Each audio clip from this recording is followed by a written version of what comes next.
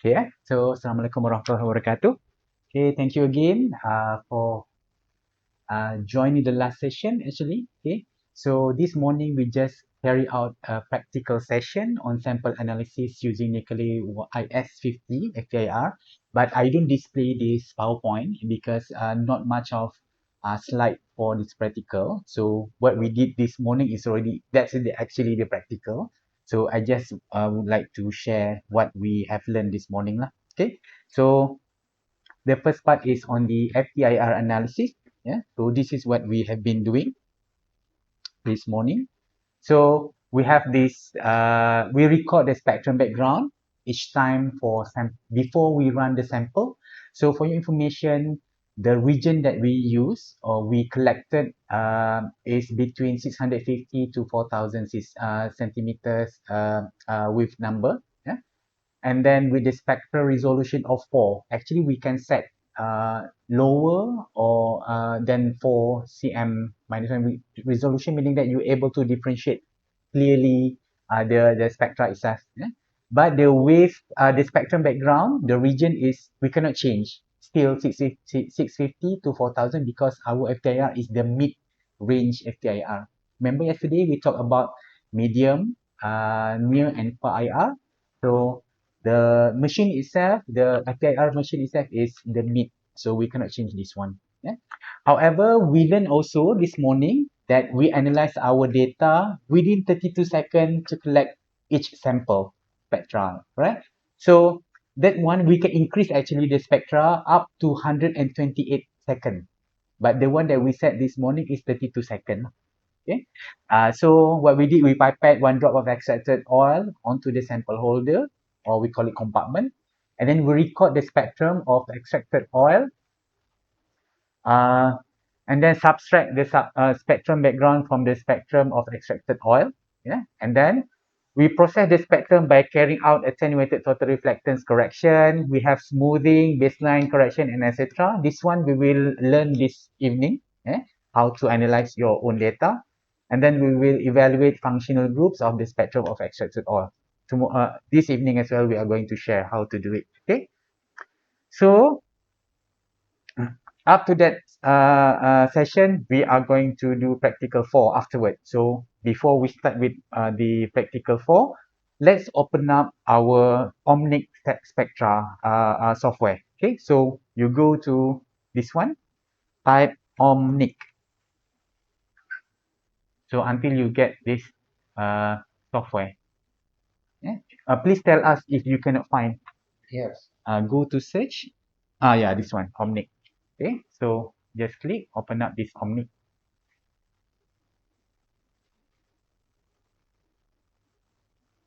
Okay, so it's already open here. Yeah, because Dr. Kartini didn't get it because the Omnic is not applicable for Mac. We don't have the Mac version. Yeah, but it's okay. This one I have recorded and we will upload in YouTube. Uh, okay. So if Dr. Kartini afterward, if you have a Windows laptop, you really like us to install. Perhaps when I go to somewhere or going back to Putrajaya, we can drop by to Department of Chemistry. We can install for you. We call it after sales services to client. Okay. So this one, this is the similar software that we have. But if we see some of you, if you open this software Omnic, there is another small windows. Yeah.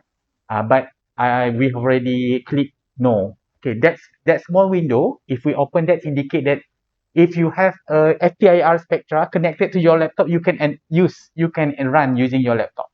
Yeah. So since this one, the software that I install is not related to or connecting to the FTIR machine, so that's why it's not activated lah. Okay. So from here, we know this morning we do this collecting samples, so on and so forth. So you don't have to click because there is no machine attached to this software, so nothing will happen lah. So what we want to do is, how about if we open the data that we have this morning? Okay. So remember this morning you download the file and folder that I share. So try to open. So in my case, I keep it in my PC, and so this is where I put it. Part training, training materials. Okay, so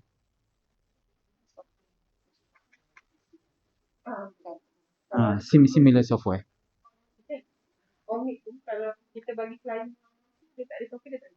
So did you see any of this file like this? Okay. Yes. So if you see this kind of similar icon, this is indicate that it can be opened using our Omni software. So this file named as SPA file lah. Yeah. Okay. How about if we open one beef one data? Just click one, and then you can get like this.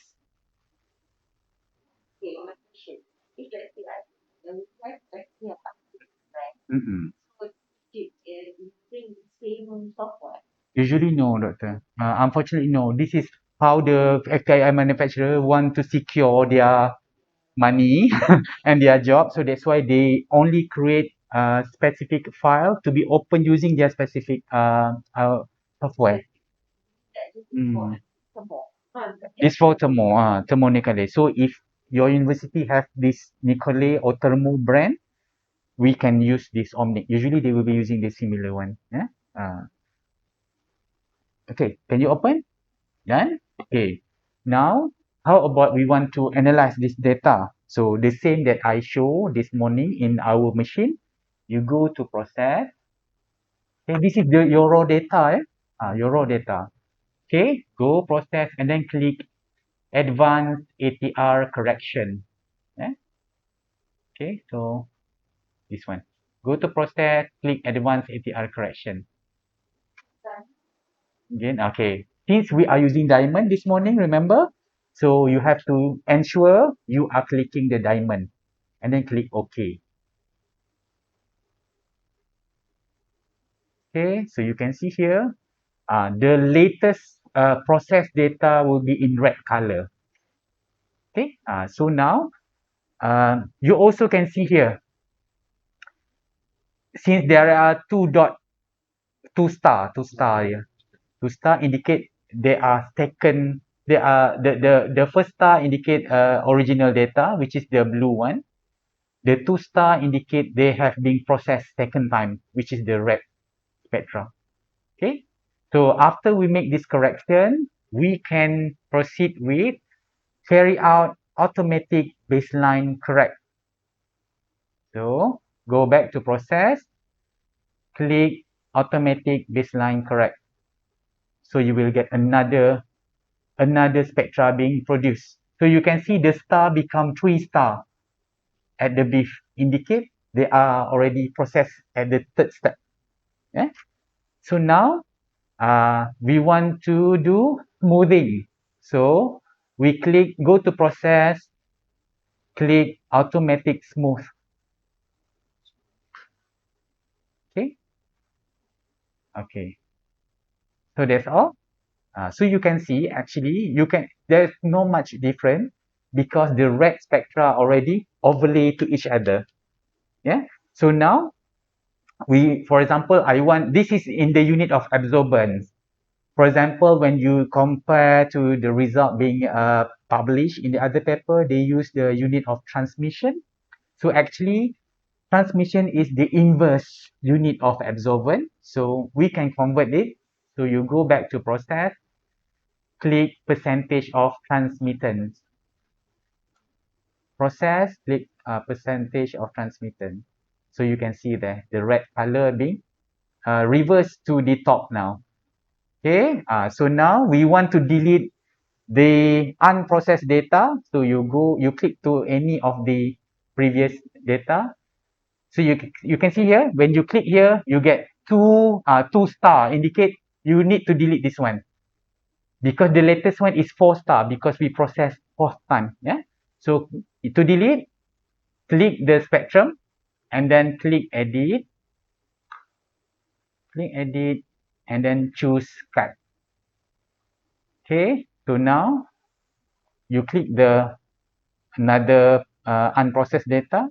So this one is 3 star, so 3 star also shall be removed because we don't want the 3 star spectra. Click edit, click cut.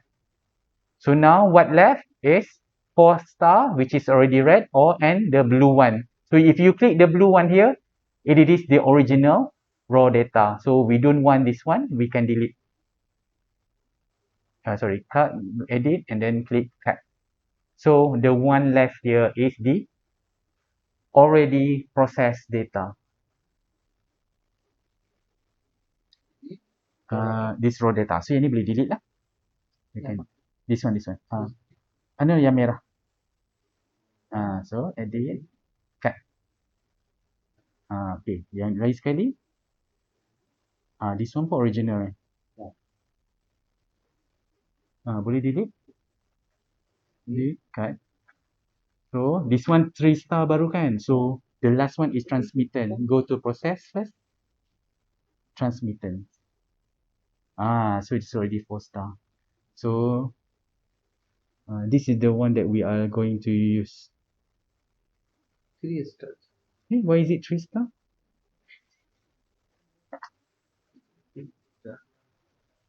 Mine is already 4 star. But it's okay, no problem. It's okay. It's not much different. Okay. This is the original. No, also already processed. Already processed. Okay, now, for example, we have processed the data. This is the processed data. We want to save. So go to File, click Save As, and then click Set File Name. So you can see, when you click Set File Name, it becomes 4 star there, meaning that this is the processed data. Some people, they don't want this star, they just rename as process beef 1, for example. This is also acceptable. It's up to you. You want to rename as what, but you have to indicate which one is the processed one, which one is the raw. So those data that I gave you is the raw. Yeah. If you want to use using the set file name, using the 4 star is also acceptable. It depends to you. Yeah? So in my case, usually I just keep it as process beef 1, indicate that it's being processed lah. And then click OK.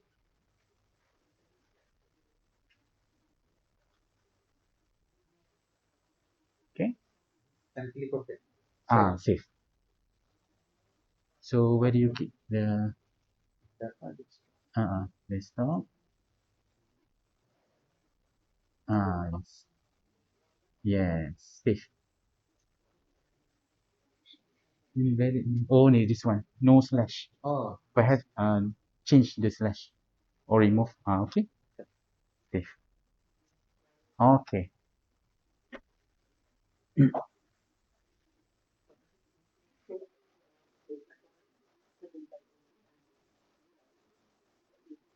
Kena delete je doktor.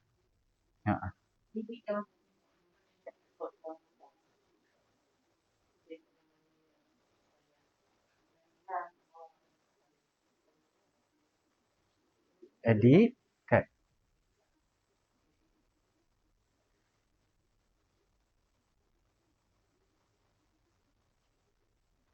Boleh.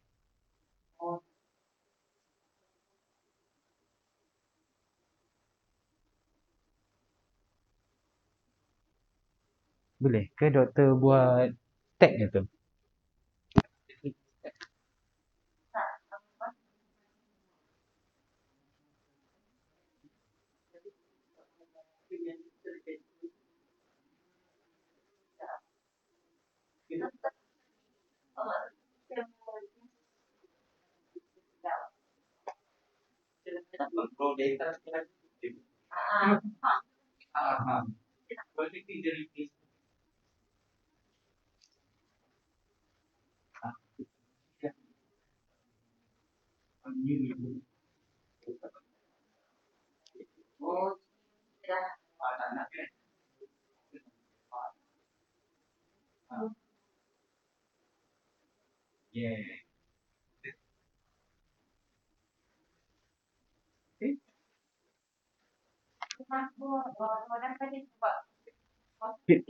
Perlu proses lah. Usually up to 4 processing tu lah. Ya. Up to 4. Okay.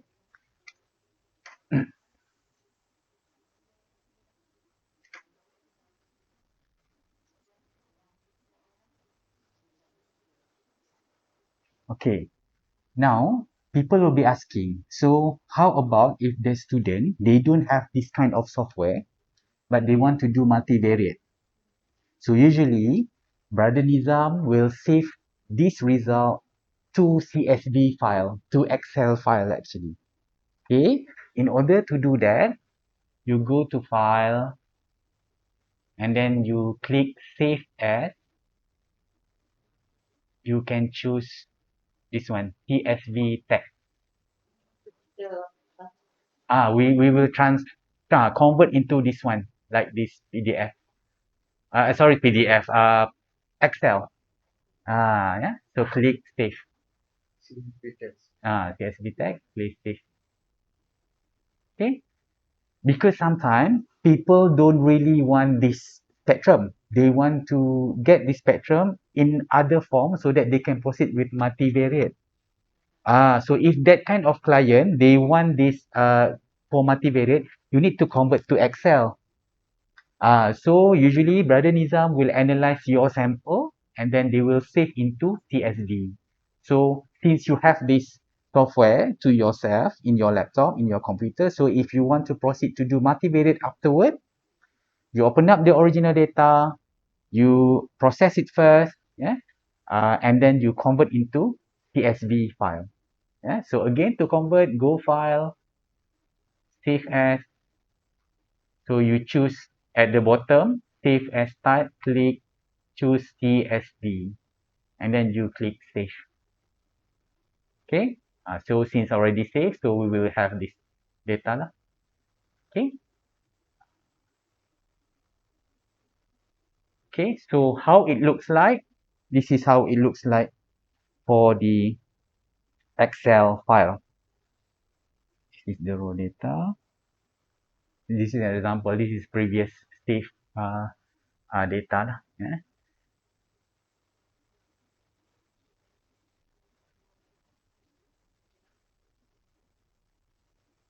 So it will looks like this. Yeah. So your A column is your wave number. Your B column is your absorbance or transmittance.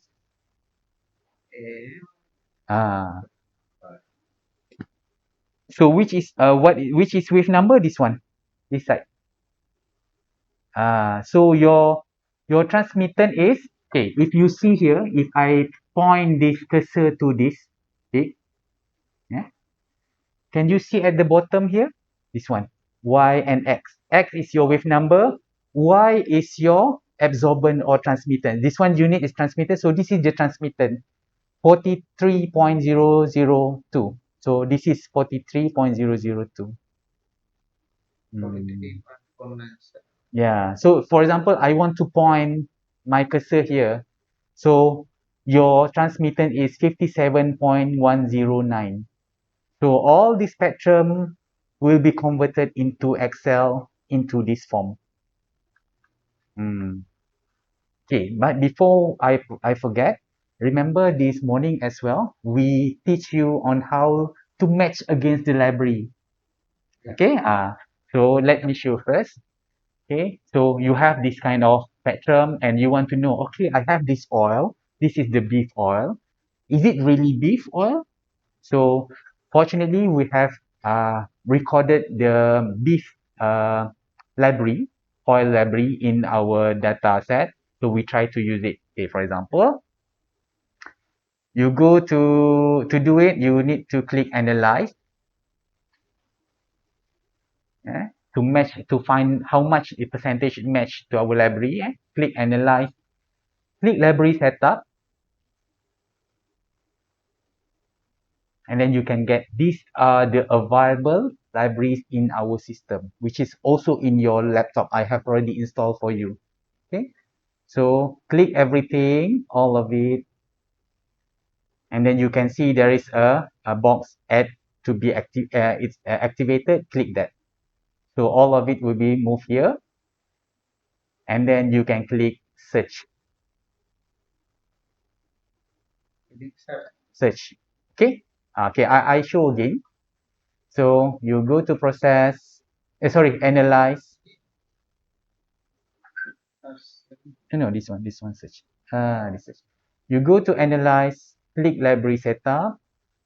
So click all of this library and then click add so that it will be moved here. Yeah. And then afterward, there is a search part here. Click search. So you will get the search of your result. But unfortunately, you can see here, this is your beef oil, but it matched at 98% to olive oil. Okay. So that's why I've been telling you, it's very hard to use FTIR and to differentiate oil because it is only a profiling. Because all oil, regardless of plant or even animal oil, they will have similar functional group. So usually people will go to fatty acid analysis using GCMS for a further investigation. Uh, Another option is we can use this, convert all this data to Excel, and then we go for multivariate data analysis, which is we will be using afterward. Okay, so this is how we match our samples against the library that we have. So you can see here, we have matching against olive oil 98.3, triolene 98.07, which is most of it coming from palm oil. For example, here we have sesame oil as well, matching at 98% as well. So it's very hard to confirm. To confirm whether it's plant or animal fat. Even though actually we know we extract from the beef. Yeah? So this is the challenges lah for we cannot confirm. That's the challenges. Uh, that's why we go for chemometrics lah. Yeah, but still, you still can say about the interpretation. Yeah, about which this is belong to which, this is belong to which, this is belong to which functional group. Okay, so to know that one, we can go to click analyze. To know the functional group, we can go to click analyze, analyze, and then click IR spectral interpretation. So you will get this thing. Yeah. So for you to know which one is what, okay, this is a display. You can see here there are 3 plus sign there. You unclick that first. Unclick all of it. Okay, unclick this one. Okay, now please try to click the olefin. Olefin. This one. Click the display. This one. Until it become a plus. Okay, so you can see there is a purple signage. Olefin is we get olefin from here and here. So people will be asking, so what is olefin? Because you are not chemist, for example. So you click this one, info. So they will bring forward to the information of what is olefin all about. So you can learn about olefin later. Oh, they don't show here. It should be showing actually. Show. Just click use recommended. Ask me later. So you will get that one. Yeah. Perhaps I'm having problem about this value. Can doctor try? You get?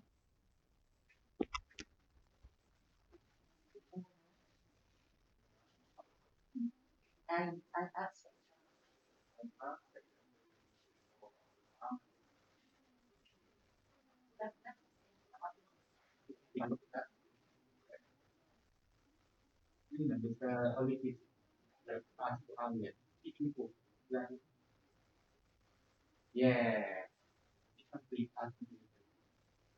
So you can learn what is this olefin all about. Hmm. So for the rest, you can click. Yeah.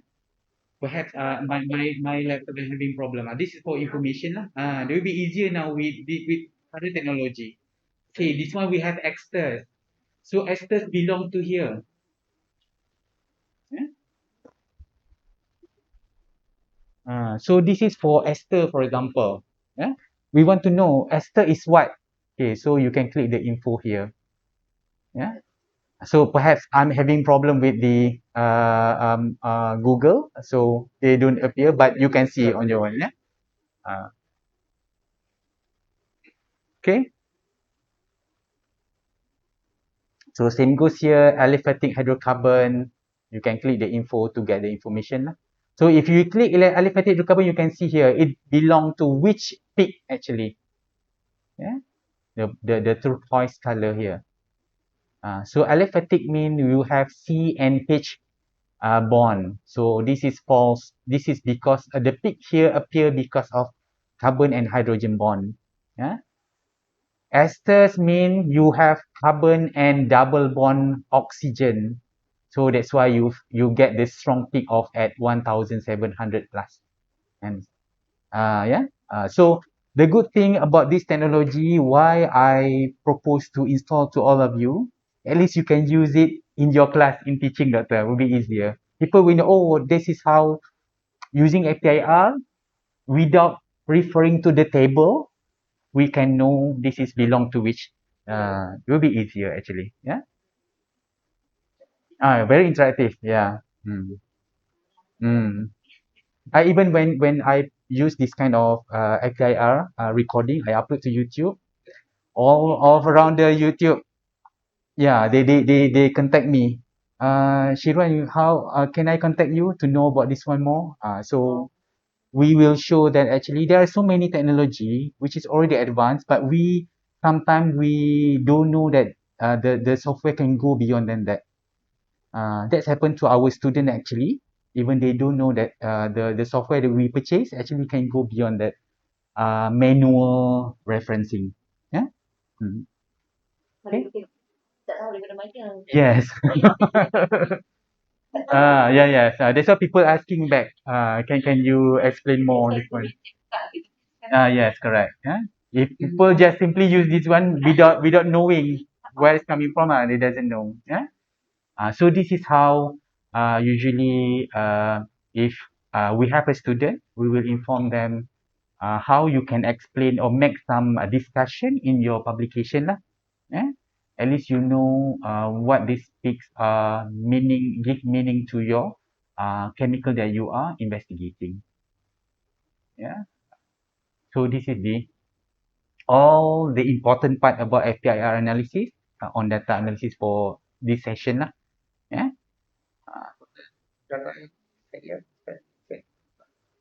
Data mana? Solid. Boleh? Bradin Titan belum hantar lagi. Sudah. Cuba buka, boleh cuba lah. Okay. The Excel file. So we convert from SPA to Excel, and then he used the origin software. So you can upload to origin software. They can plot nicely as this. Other software. Okay, just since we are recording, let me pause it. Mm, okay. So Explain. So okay, another one that I almost forgot. You can see here the spectrum itself. It's too low. Yeah, it's reaching here, but actually we can rescale. So to rescale, you just click full scale here. So it will go this way. 64, 64.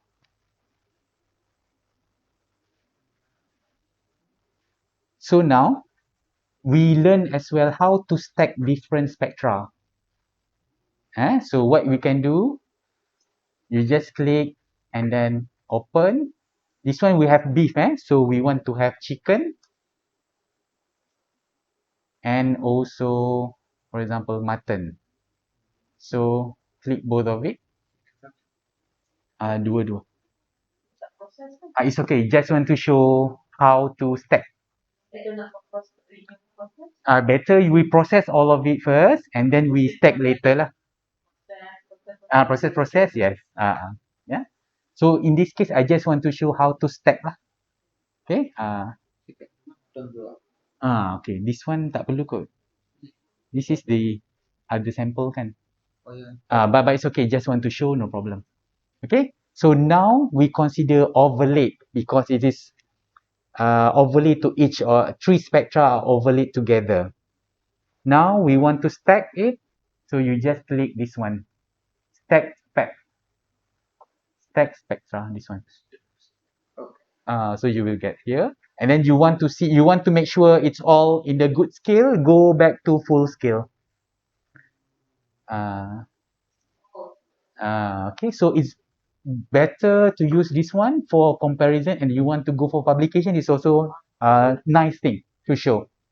Yeah, for publication. Actually, yes. So you click, for example, I don't want this beef, so I just click this one, click edit and cut.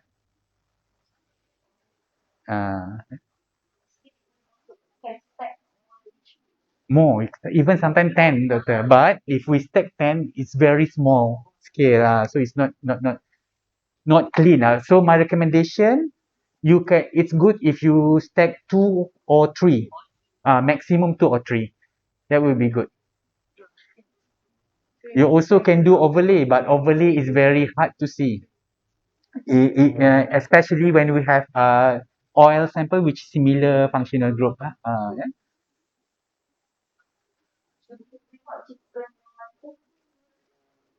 Ah. So the question now, since we are talking about authentication, can you see on your naked eye, with your naked eye, is there any difference of the peak? Yeah. Well, you have a very light, what you call that one?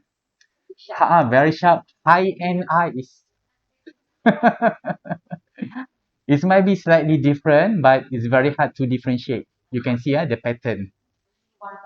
Uh,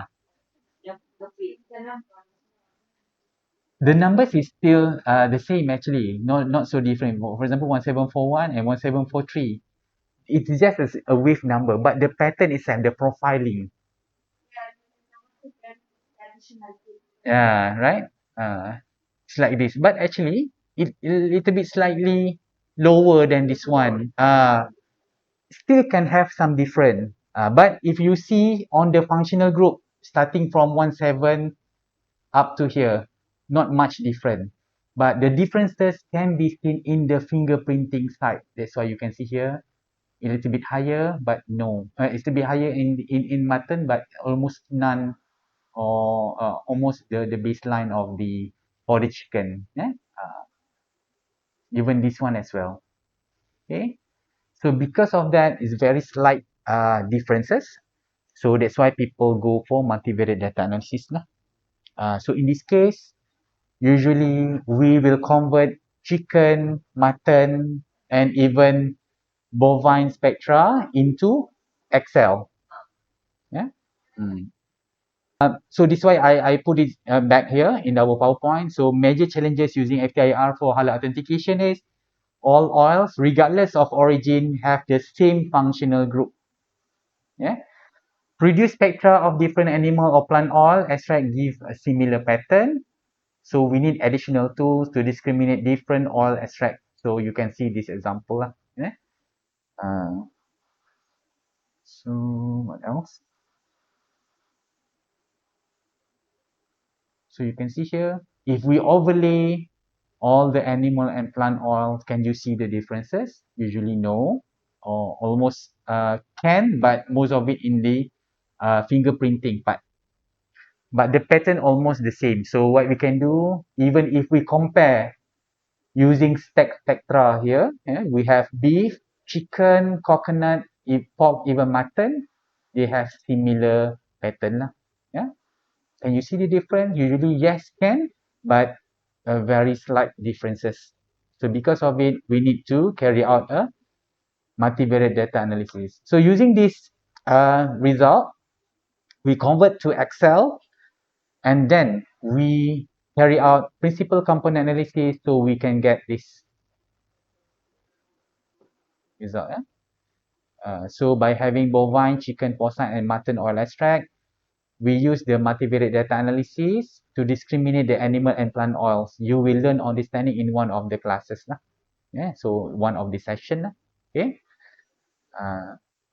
So this one we will be using we call it unscrambler. Yeah. Okay. So people also have read about some studies. So they try to discriminate different plant and animal oils using discriminant analysis. So we have here lots of oil, plant and also animal oil. So they're able to discriminate the sample lah. Okay. For example,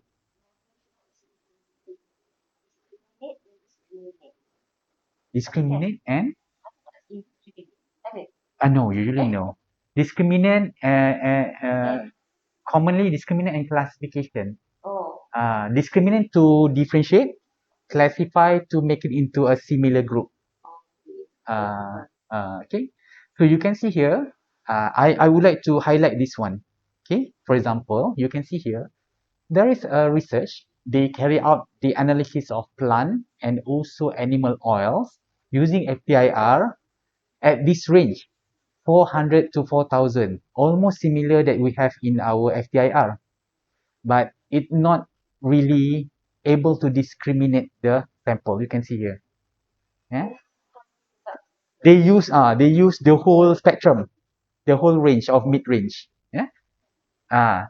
So some people they use this only specifically 1,400 to 1,800. If we see here, it's likely more on fingerprinting side. So they're able to discriminate different sorts of oil. Yes, Doctor. How to obtain this? So we use the discriminant analysis or principal component analysis? No, not yet. Not yet. We will try to use it after this in the next session. This one they use another tool, another algorithm. We call it partial least square variation, something like that. Okay, least square analysis. But the aim of it to discriminate sample. Even sometimes we can use also cluster analysis. We also can use principal component analysis as long as it able to discriminate the different source of animal or oil, it's being successful. The differences between TLS, cluster analysis, PCA is the algorithm that being used. That indicate sometimes we use so many algorithm, but we still can achieve the objective of that research to differentiate different source of animal. Yeah.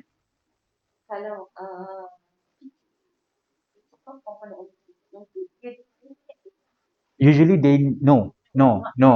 But sometimes when we carry out the analysis, we can see they able to discriminate indirectly.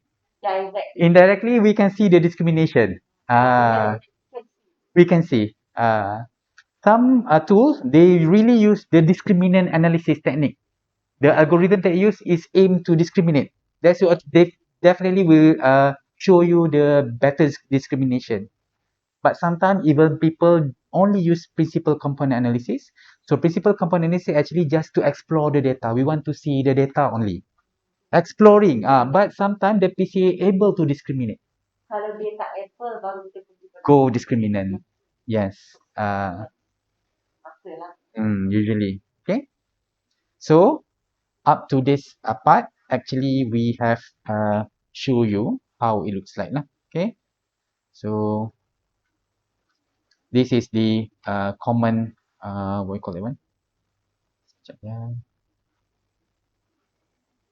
Application of FTIR for halal authentication. So there is a frame discriminant analysis of edible oil and fed by FTIR, FTNIR, and FT Raman spectroscopy. Okay.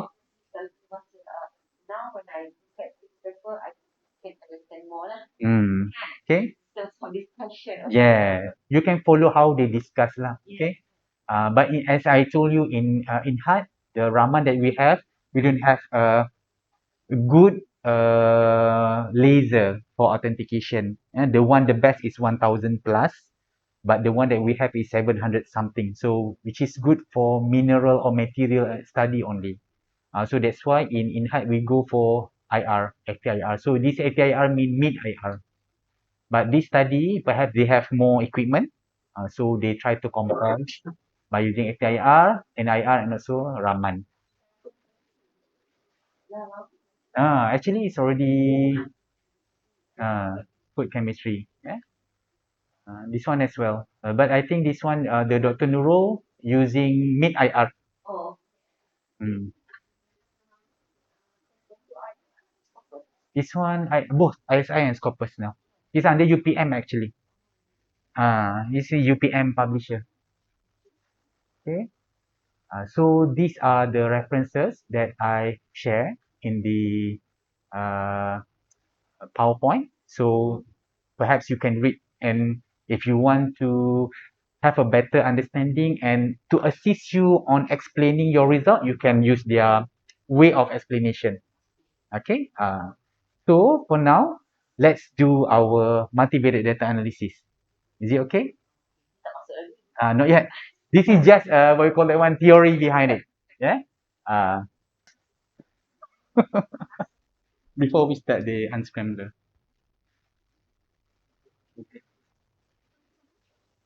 Oh, tu lah. Biasa. Dia tu. Rasa-rasa dia tak bawa banyak layer kot. Hmm. Hmm.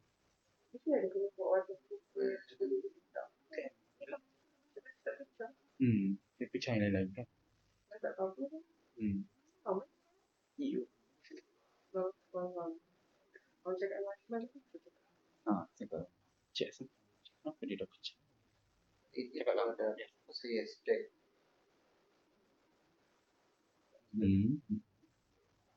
Oh, ini proses tu Kena proses dahulu. Proses dulu, lepas tu baru step. baru stack. Oh, tidak boleh stack. Yalah sebab semua kena proses dulu. Baru dah step. Proses baru stack.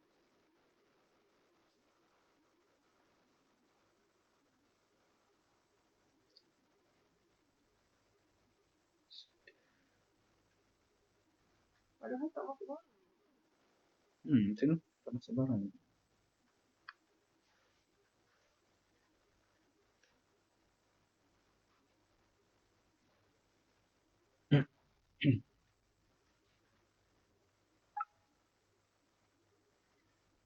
Itu saya.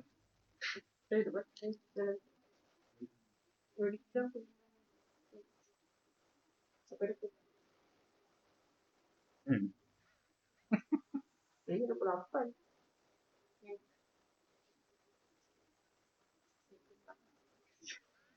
Kita ni relax. Oh, jadi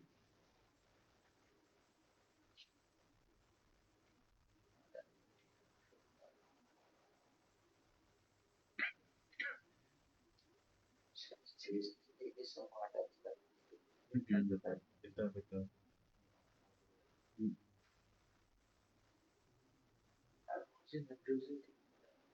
Kena tengoklah. Compare balik dengan data asal. This one ada. This one macam tiada. Tak banyak. Tapi this one ada. Habis ada Yeah. Yeah. Yang itu ada apa itu dia Yang itu tidak muncul. Mungkin ada perkara lain yang kalau dulu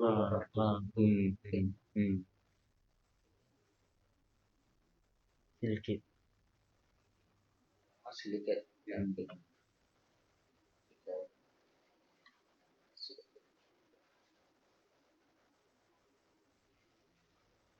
bukan kipas nanti itu tidak bisa didapat berapa pas.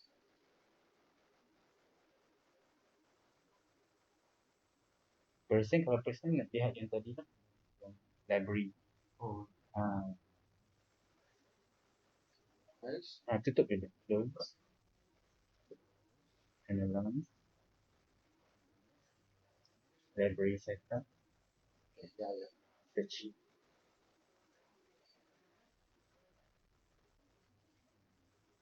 Kalau lebih ini match dengan senjata dioxide kehidupan Dengan persen. yang lain match juga.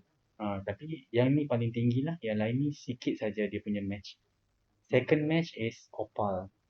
Third match is cap OC HSS file. You have to Google perlu Apa itu? Ah, Setelah itu saya discuss. semua itu discuss lah. Tapi selalunya yang ni yang paling match. Oh,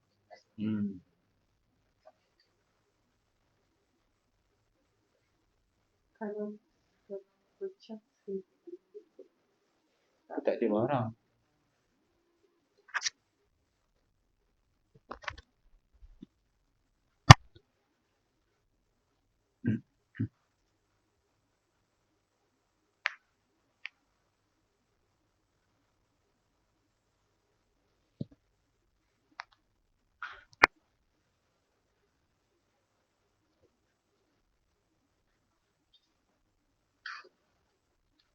Nanti doktor kata ni kalau ada laptop Windows, beritahu saya. Nanti saya datang sini.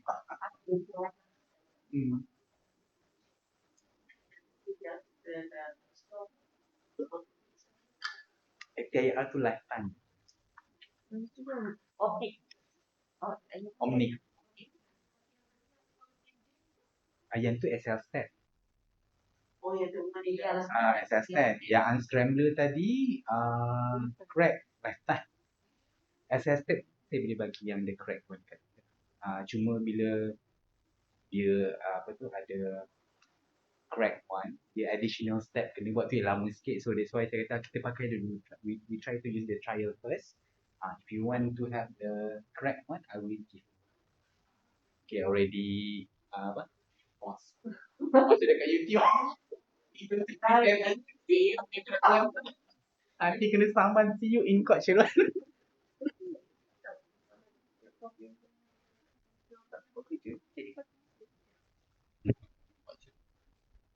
This one is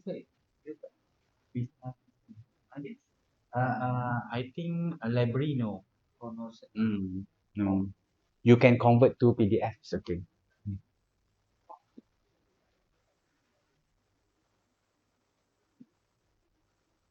Okay, so the data that I show to you that I prepared is in the liquid oil, which means remember this morning when we analyze of our oil, some of it becomes solidified. Okay, so this one we try to show to you. We analyze the data, which is all oil that we have extracted. We heat it first. We let everything to be liquefied first, and then we run to FTIR. Okay, so this one third data is solid FTIR, meaning that some of the oil we allow them to solidify first, and then we analyze with FTIR. So we will see later what are the differences. Okay, so what else? And then from all the solid and liquid, actually we find out solid oil is having a better differentiation or discrimination. So we try to differentiate solid FTIR oil, focusing on fingerprinting region only. Okay, we choose only fingerprinting. And then another data is we use solid FTIR, but we focusing on functional region only. So you can see here, this is the wave number starting from 17 to 1700. You go to this one 4000. So we try to just divide and then see how the result looks like later. Okay. And then the last one is McDonald data. We will see about SL stat on. I'm focusing on explanation only. But for today's session using Unscrambler, we will analyze data number 2, 3, 4, and 5. Yeah. So now let's try to analyze data number 2. Okay. So open your Unscrambler. Open your Unscrambler. click the file and then click import data and then click Excel. Okay, so again, go to file, choose import data and then click Excel. So it will go to the folder where you keep your data lah, Excel. Okay, so now go to place that you save your raw data that you download this morning. So choose number 2, liquid oil.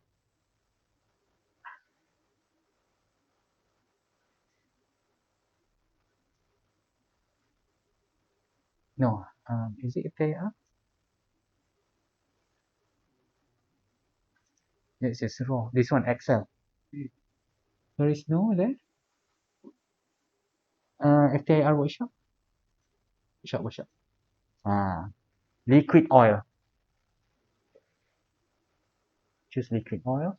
So you will get this. Is it there? Okay.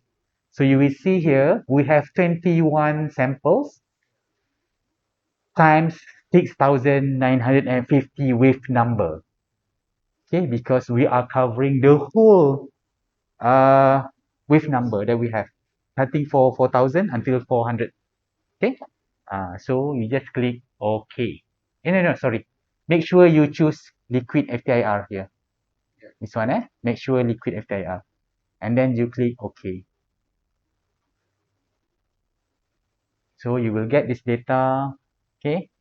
So usually, most of multivariate data analysis, they carry out normalization,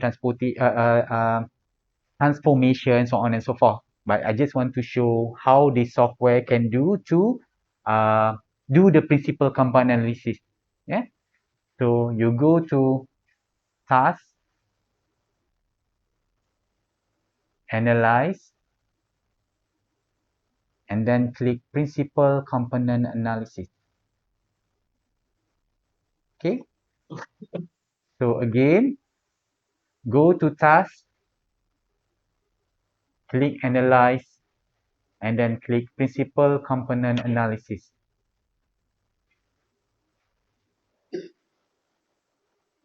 Okay. So you will get this result. Okay.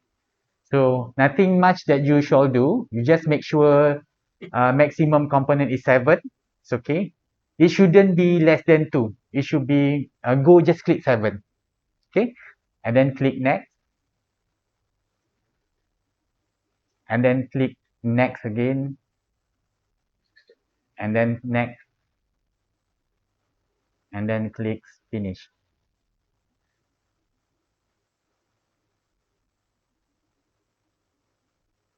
Okay.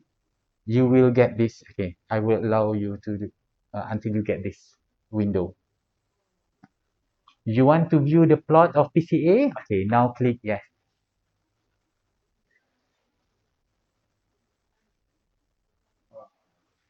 Okay. So this is how the result looks like. Okay. Unfortunately, actually, for your information, this is the first time I'm using this software.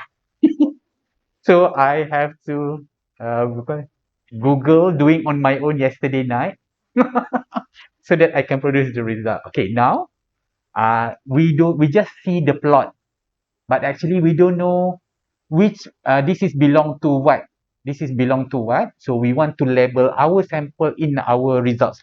So you go to this score section, right click, and then click properties.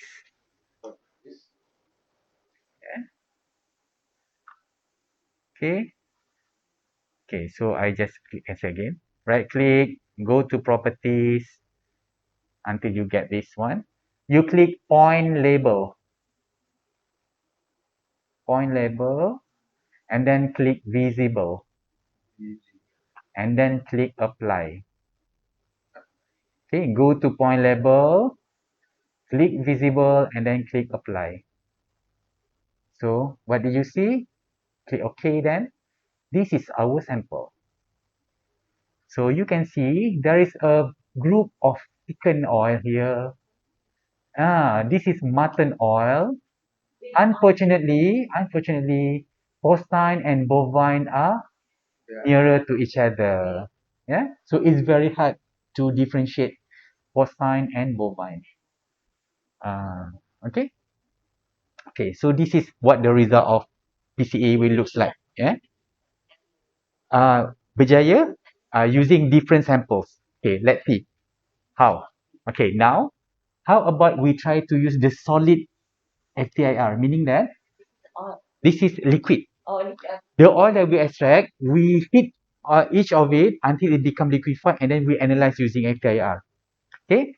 How about if we just take the extracted sample without liquefied all of it, we just run to FTIR. So we have collected and then we try to analyze using this PCA lah. So go to file again, import data, go back to Excel, click Excel, okay, and then choose solid FTIR. So okay, this one you have to check here. Yeah, please find Solid.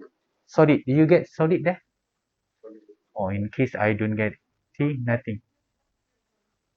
The third one you can see the third one. Yeah, the solid FTIR. Make sure that one because you have to make sure the wave number is 6950. We still use the whole spectrum.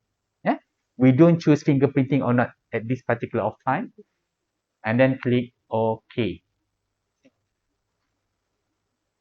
Okay. Okay, up to this level, you have reached this one. Now, do the same for PCA. Repeat with the PCA task. Go to the task, click Analyze, and then Principal Component Analysis. So, go to Next, Next, Next, and then click Finish. Next, Finish. So, yes. Okay, so now, usually, I will label this one. This is our PCA, right? The first PCA that we did. So, I will rename to avoid confusion. PCA liquid. So this second one is I will rename PCA solid. Okay. So this is PCA solid. This is the unscrambled egg. Okay. So PCA solid. Rename PCA solid. Now can you label again the score plot? So it Right click and then choose rename. Boleh.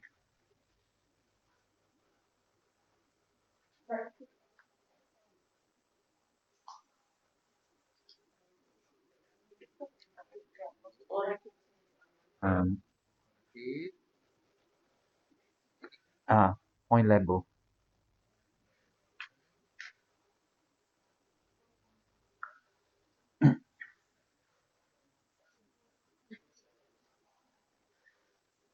So if you have reached this one, try to rename properties, point label, visible, apply, and OK.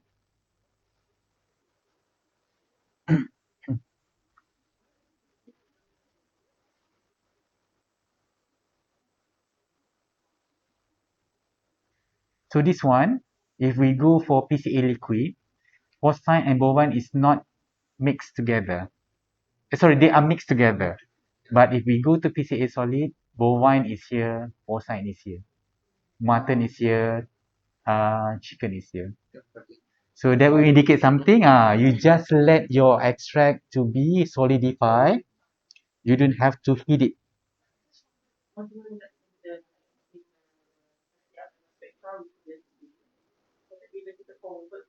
Mhm. Differentiate, right? Because usually PCA, they will, it's like our mathematics previously, it will become a matrix calculation. They times to another factor. to create another independent variable. From that independent variable, they will plot this one. So that's the principle of the PCA lah. And they create a new variable from our, we have to 6,900 something with number. So when we bring in the PCA, to PCA, the PCA will create 6,900 something new wave a variable, which is equivalent to the wave number, and then they plot. So that's how I've been telling you, without this multivariate data analysis, we cannot simply differentiate using our naked eye. Yeah. Okay, now we have know that PCA for solid oil is better than liquid. This is porcine, this is bovine, mutton and chicken. Compared to this one, porcine and bovine are mixed together. Chicken is already. If chicken is okay, mutton is a little bit dispersed. So this is not the best lah. Okay, now how about we have PCA solid? Can we try to differentiate? Can they able to differentiate using fingerprinting such region only? Or can they be able to differentiate based on it's not fingerprinting, functional region only? Because some papers claim that way. But for us, we cannot simply at the first place use their claim. Why not we try? Okay, so let's try. Open up the file, import data, go to Excel, and then choose solid FTIR fingerprinting region. Okay, up to this section, make sure you choose. Okay, this one, you just choose solid FTIR. Okay, so you can see here, now it's not 6,000 anymore, it's 2,000 because we have removed the functional wave number. So that's why it become almost half, less than half. So you just click OK. Is it this way? Okay, and then go to Task, Analyze, Principal Component Analysis, Next, Next, and then Finish. You want to review the plots of model PCA now? Yes. Can try to label again. Properties, point labels visible, apply, and then OK.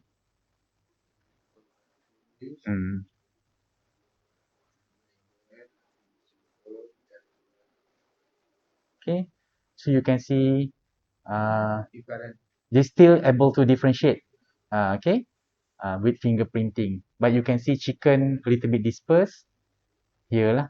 Okay, so for me, I will rename this PCA. I will rename this one. I will put as fingerprinting. Perhaps I will label PCA solid fingerprinting. Will be easier for me to remember what it's all about. So if we go to PCA solid, we get this one. But when we go to PCA solid fingerprinting, we get this one. So not much different actually. So this one will rebut some of other people's study, meaning that by using the whole data set, our FTIR result able to discriminate without only focusing on fingerprinting. Okay, so how about we try to continue using functional group only? Try to file, click file, open data, go to Excel, choose functional region, and then make sure you choose solid FTIR, and then click OK. Okay, go to Task, Analyze, Principal Component Analysis. Thanks. Solid. Solid juga. Just choose just solid. Okay.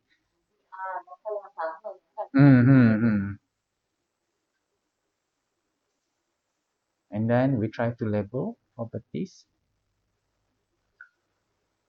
Point label, visible. Saya separatekan apa tu? Sendiri-sendiri. Just want to confirm sebab previous study said kalau differentiate functional pakai functional group saja baru cantik. But unfortunately our data doesn't tell that way. So daripada 3,500 1700 ke bawah tu fingerprinting, 1700 ke atas functional group lah. Saya potong je, but just nak tengok sama tak like previous study. Boleh? Boleh? Boleh, we can rebut. But sometimes they different sample, different instrument kan. So what can you see here? Using functional group, bovine and porcine cannot be separated.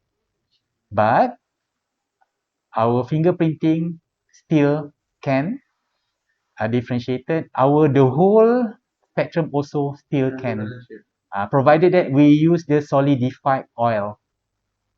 Yeah. So this one I will. Yes, this one indicate proof that fingerprinting really able to be used for differentiation or discriminating the oil sources. But it's not really fingerprinting. If we combine with the whole spectrum, it also can. But if we use functional group, only nothing can be. It's not successful to discriminate lah. So I will rename. Functional group saya solid. Solid functional group. find in liquid form, right? Mm. Yes, sometimes. Fraction. Liquid form can easy to differentiate in fact. In fat condition, in the fat component. Mm. Mm. But Yeah, usually when it's solidified, it's already become fat. So meaning that in the fat form, we can analyze. So that will become a conclusion. Yes. Yes. Yes. Mm. Mm. But this one, there is nobody being reported, whether it's in the form of oil or liquid. You want to publish together? Come. We put all of us for publication. Amal Jariah from this participant is for the next publication. Ah. Mm. Mm. Because this one nobody being investigating whether in the fat form or in the oil form. Kalau functional ini Mm-mm. ini solid form juga kan? Still solid, still solid. Tidak bisa kan? Because functional group cannot differentiate. Fingerprinting group, yes. Oh, benar. The wave number at 1,000 to 700 and below. Oh, kalau Mm. fingerprint, Mm. Mm. 1,700 until 650. oh 650. 650. Tetapi kalau functional Functional group, 4,000 until 1,700. number 4,000 till 700. Yes. So this is a new finding lah for our. Hmm.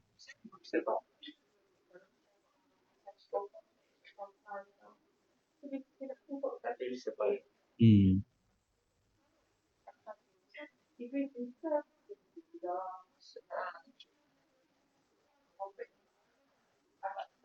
Hmm.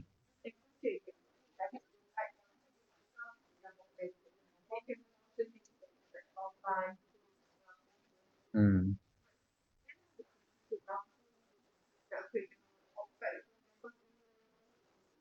Hmm. Okay, so this is answering what previous publication claimed. So it's correct. Functional group is good, but in a fat form or in a solid form is better for discrimination lah. Yeah.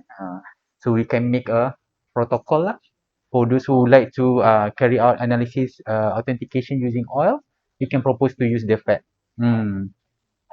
finding, new good finding lah. This is the Jaria from this participant lah. Okay.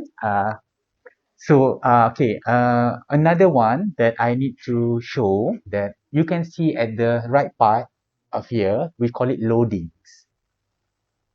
Yeah.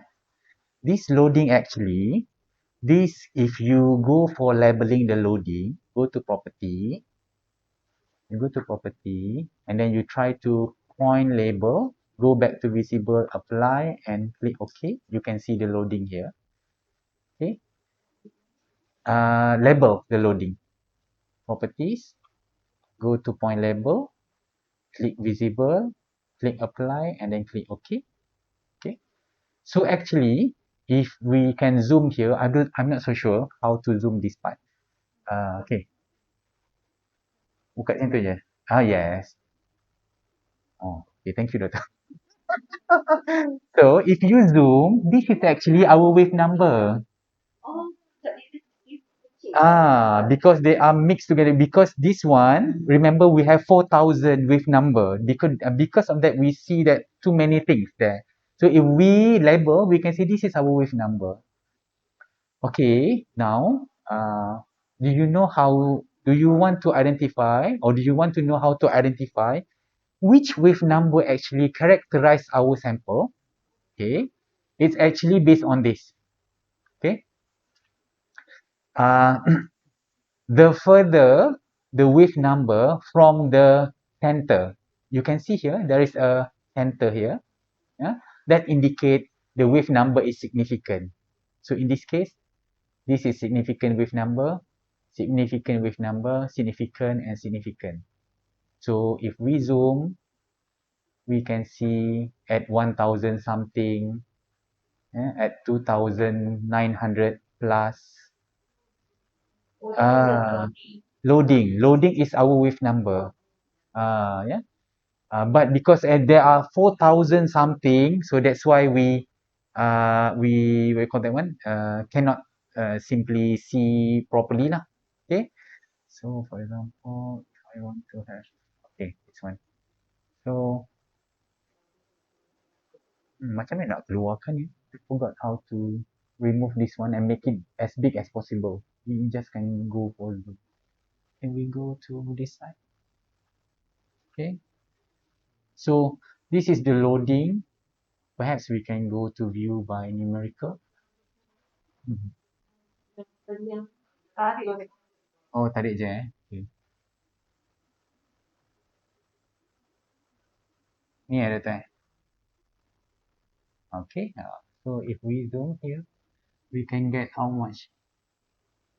Like 3,000 something on this part. And then this part is 1,740 that characterize our discriminating characteristic in our oil. Meaning that we can identify the significant wave number. Anything that falls further away from the center is the furthest away, the furthest location from the center is or are the significant wave number, which they characterize our oil sources.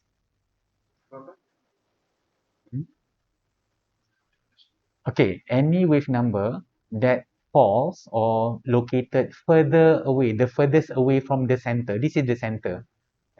So that indicates, so those wave number which is the furthest away from the center are this section, this section, this section, and this section. So they are the significant wave number that characterize the discrimination of our sample, oil sample here.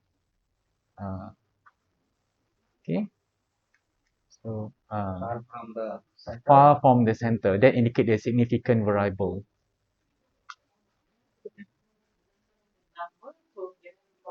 Yes. Yeah.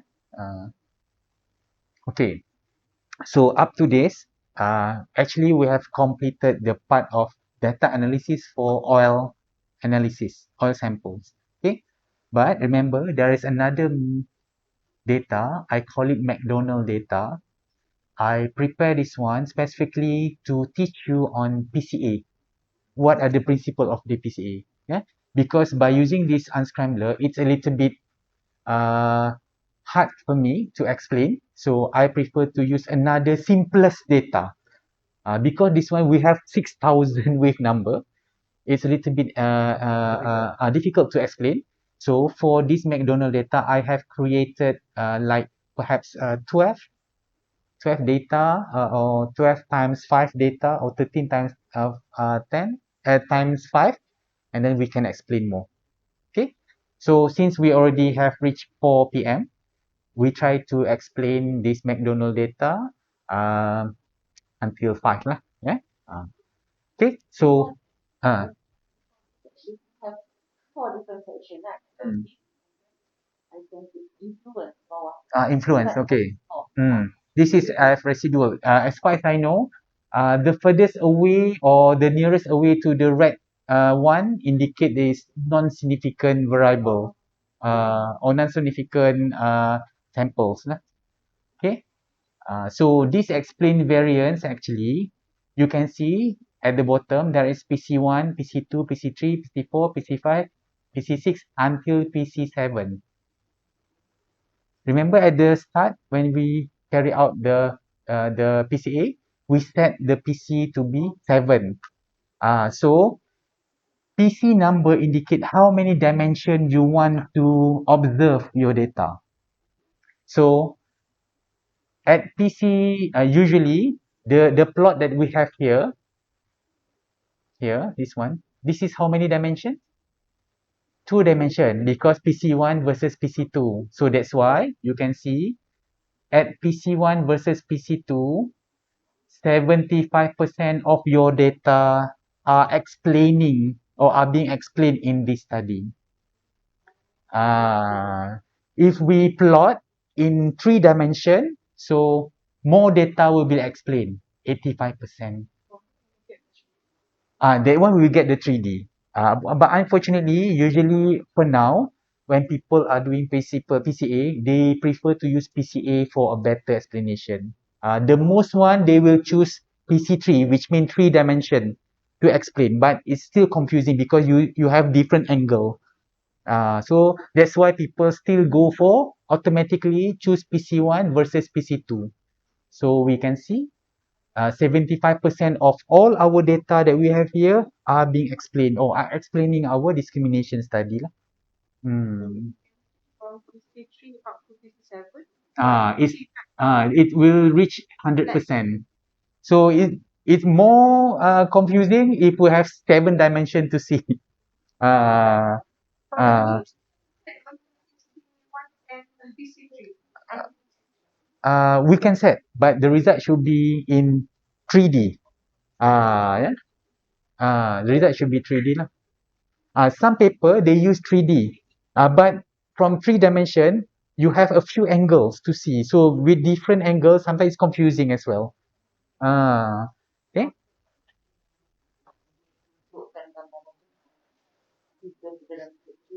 Yes. Sometimes even we can set PC1 over PC3 as well can. Oh, jadi 3. Sometimes people will go PC1 over PC2 plot, PC1 over PC3 plot, even PC2 over PC3 plot as well can. So we can see different angle from that side. Instead in one plot of 3 dimension.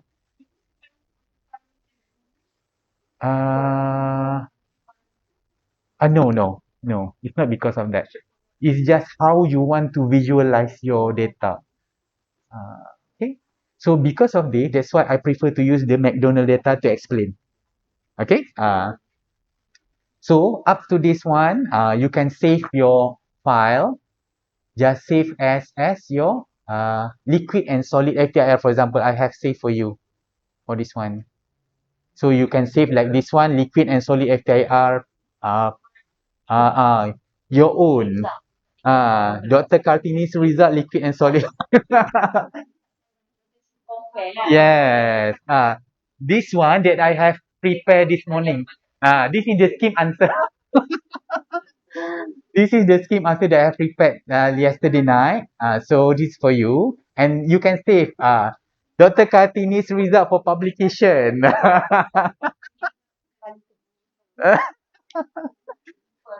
Ah, okay, so you can save. So for me, I don't save because I already have this one lah. So for you, you can save on your own. Okay. So after that, since this we have finished this part, okay. Bye bye unscrambler. We have to switch off. Yeah. So I just don't want to save. Different software. This is one of the software that Yes. yeah. There's also JMP. Okay. So now, since we have reached to the last section, okay, I would like to explain about PCA using McDonald data. So, first of all, can you open this McDonald data number 6? Yeah? Okay, open up, and then you have to make sure. Oh, this is which data? Oh, then okay now. So I want to close all this oil data, oil.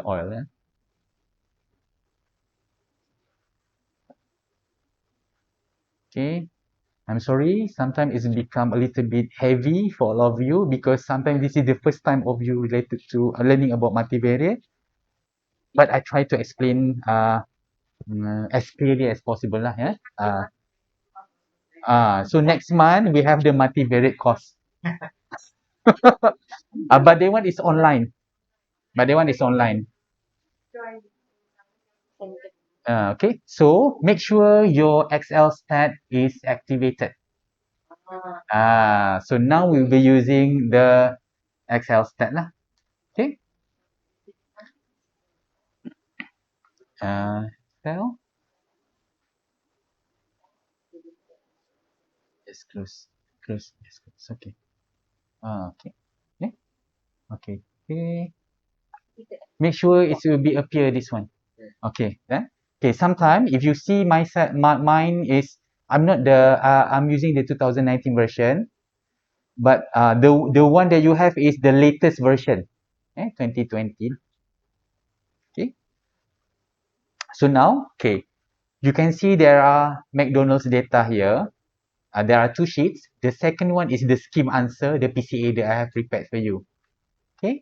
So after we try to do the PCA using Excel stat, you can compare. Nah, yeah. But I will explain one by one. Okay. So the first thing is this is the McDonald data. This is the menu that we have analyzed on 5 parameters, which is energy, protein, carbohydrate, fat, and saturated and fat, which is all these 5 variables we consider as proximate analysis. So it's similar like when you purchase any kind of food product, they need to send sample for that labeling. Yeah? So this is the labeling part. Okay. So we have Big Mac until to Sunday caramel. Okay. Don't feel hungry yet. Yeah. So this is the McDonald sample data. Okay. So usually, as I told previously before the unscrambler, any data that we have for multivariate, we need to carry out standardization or normalization. We need to make sure the data is in normal distribution. So for that, we need to carry out standardization lah. Yeah.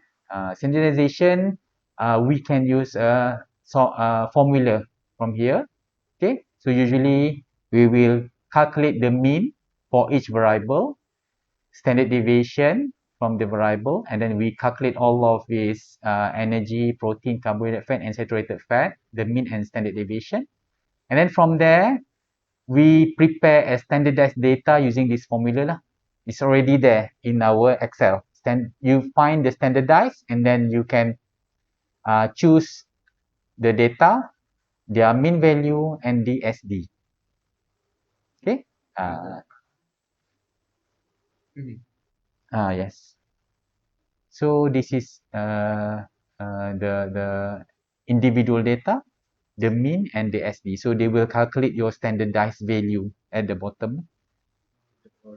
Uh, Okay.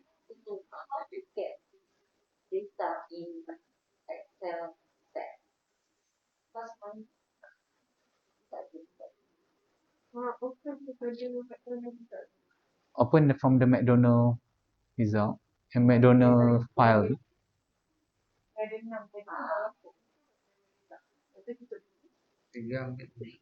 Okay, this one. Ini dah ada? Oh iya. You have to click this one.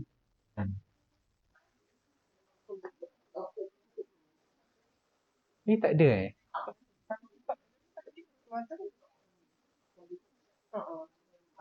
Yang tadi tu.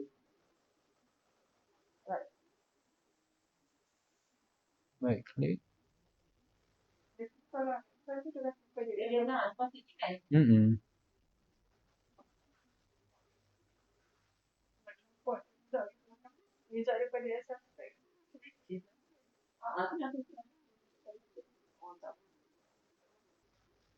Okay, so we can actually calculate this standardized value. Okay, so using this formula lah. Okay, so this standardized data value will be used for PCA. Okay, so now we will use this one, this data, not this original, this one, the standardized one. Okay, so to do the PCA, you have your Excel stat here. Click analyzing data,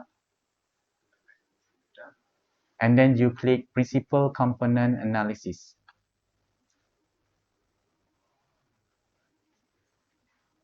So, okay. Is it okay? Is it okay? Okay. Okay. So you will see this observation and variables table. Click here. And then choose starting from energy, the title of that label, including the title, to the latest or to the last row and column. So again, let me just do it. So, analyzing data, principal component analysis. So for this observation, click here, click the title of your variables, and then drag down to the last column of your data lah. Okay. So then, since we click the title of that label, the variable, so you have to tick here variable labels. Tick the variable label. Now we have to make sure the PCA type is correlation Pearson.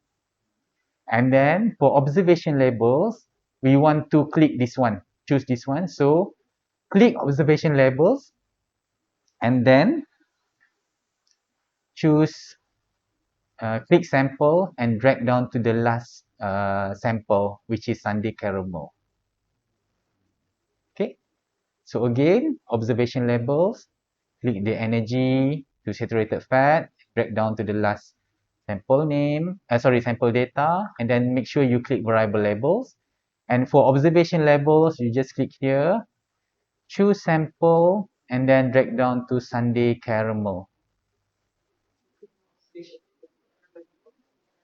Yes, sample labels lah. Yeah. Make sure you use the correlation Pearson. Okay.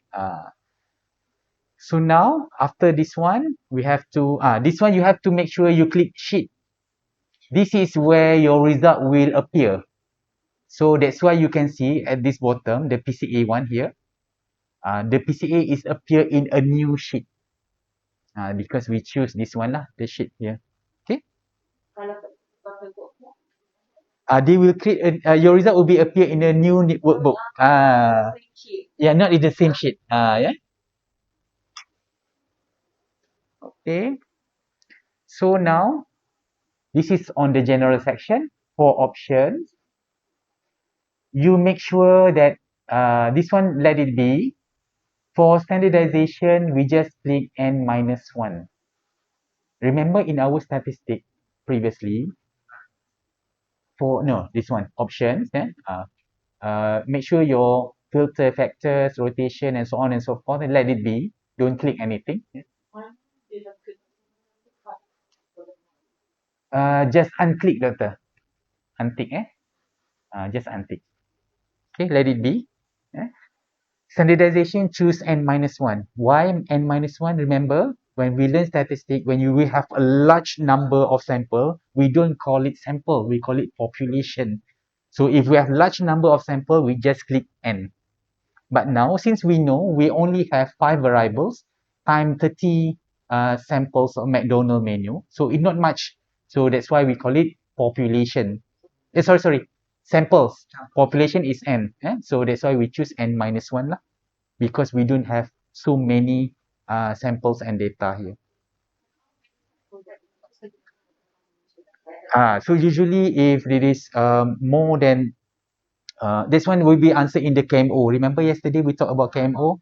Okay, so the KMO will be answering if you are enough or not. We consider its population or not. Yeah. So standardization is n minus 1. Okay, and then on the supplement data, let it be. Don't click anything. For data options, you just click for missing data. Click do not accept missing data. Okay. For groups, let it be as well. Don't click anything. For outputs, click discrimination. You just click each of it. Descriptive and statistic, correlation, test significant. Yeah. Click all, including the Kaiser Meyer Alkin. So this is the to answer your question. Yeah. We want to check whether our data actually enough or not for multivariate data analysis. You put 95%. No, this 95. Okay. And then for charts, okay, for charts on the variable section, you just click variable. No, nothing. Let it be. Let it be. Yeah, let it be like this one. Correlation charts and vectors. For observation, you click all of it and accept color by group, precise point by C cos 2. No filter, also let it be. Don't click. Only click observation charts, label and colored labels. Okay. For biplot, click all of it. Okay. And then you have to make sure type of biplot to be correlation biplot. Because now we want to try to have a correlation study between our McDonald's data. So that's why we choose correlation biplot. Okay. Bootstrap chart, let it be. Don't click anything. So again, for these variables, click correlation chart, vectors. The rest, let it be. For observation, click all of it except color by group, precise point by with cos 2 and filter. For biplot, click all of it. And then you have to make sure the type of biplot is correlation biplot. And the last one is bootstrap chart. Let it be. Okay. So after you check all of these, then you can click OK. Make sure you reach to this section. Okay. Is it okay, Doctor?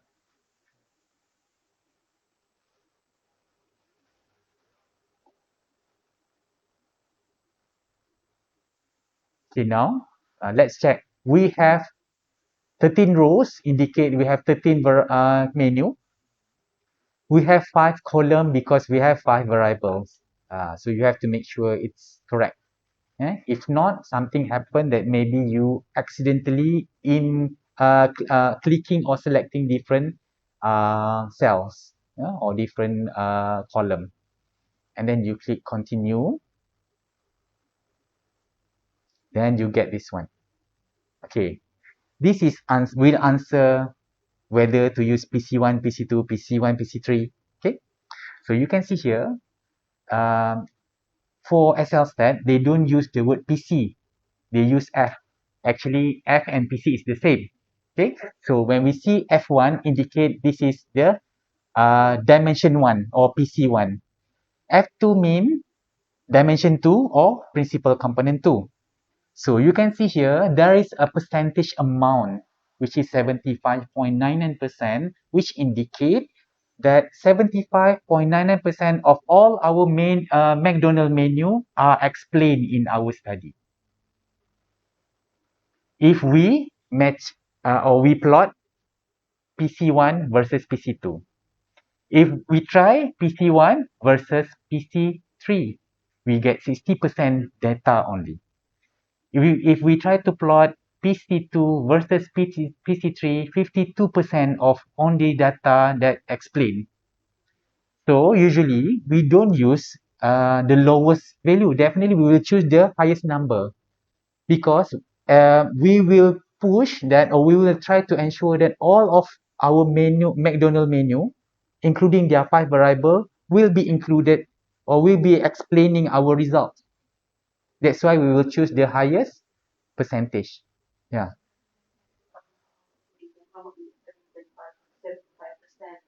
Oh, okay. So this one. Okay.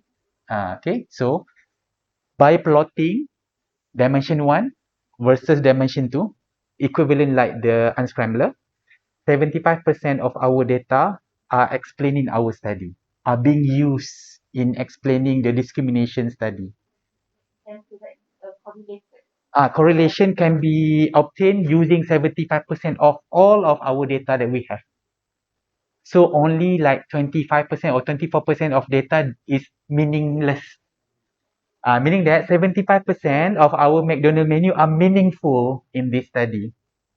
So the best one, if we want to achieve 100% of our data are really meaningful in our study. How to improve? Later, doctor.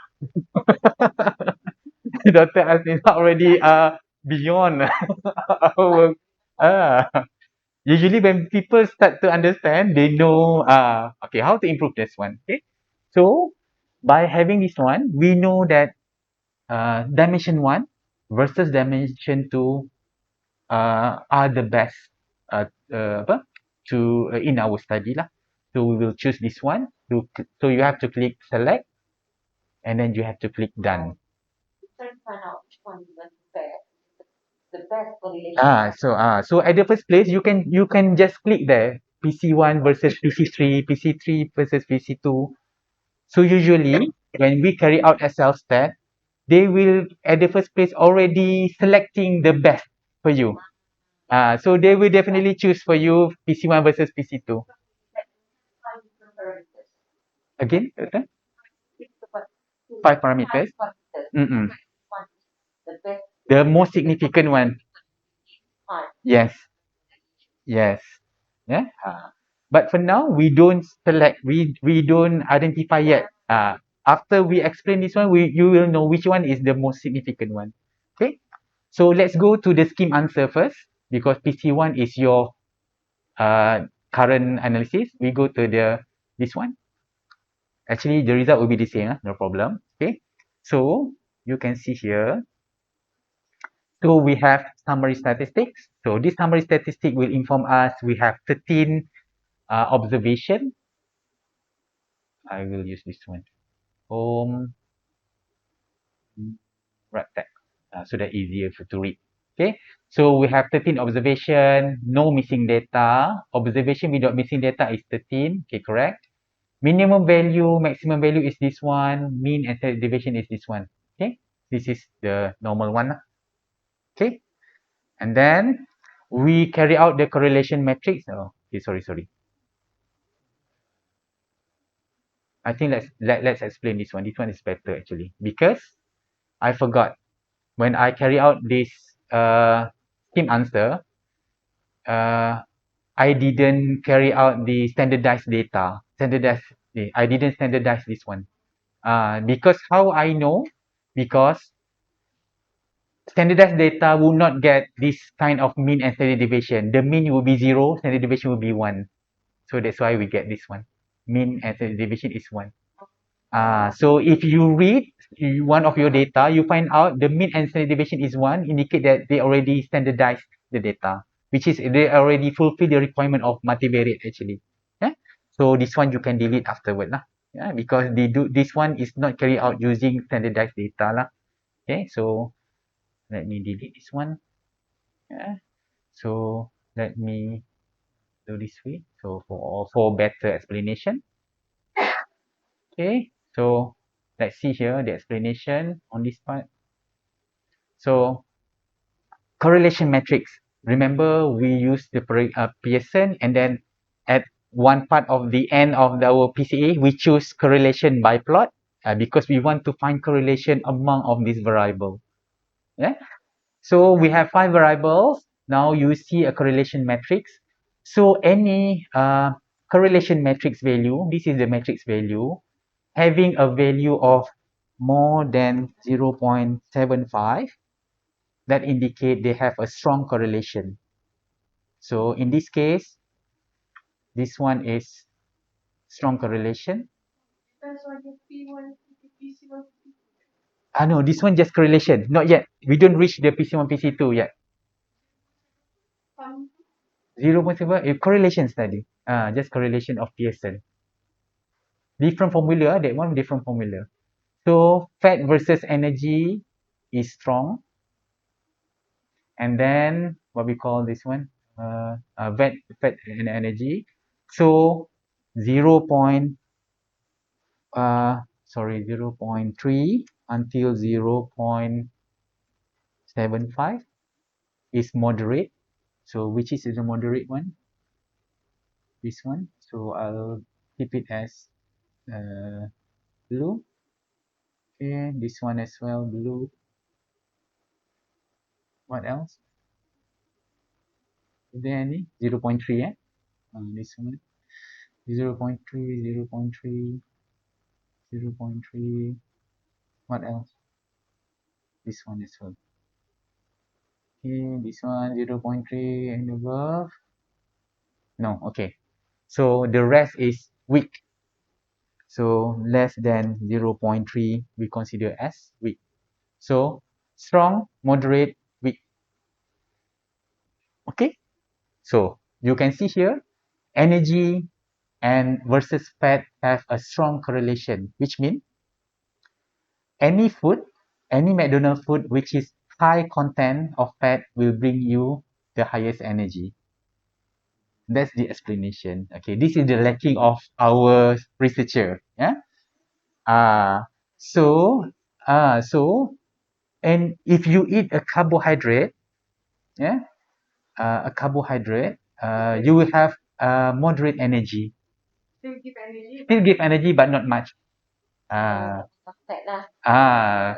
so for you to get an energy, that's why people will go to have a chocolate instead of they eat fish. To get more energy, it's good to eat fat in this study lah. Yeah, in this study. Okay. Another thing you can see here, protein and fat have also moderate correlation. For moderate lah correlation because it's positive and 0.3. However, protein and carbohydrate have a negative correlation. Negative correlation, but moderate.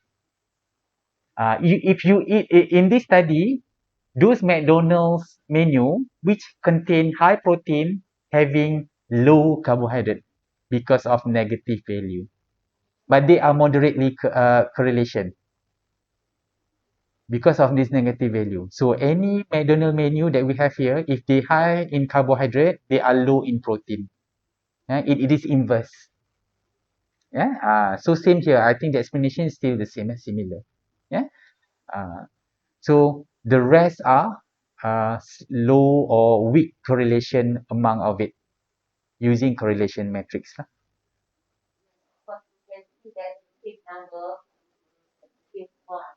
Yes, yes.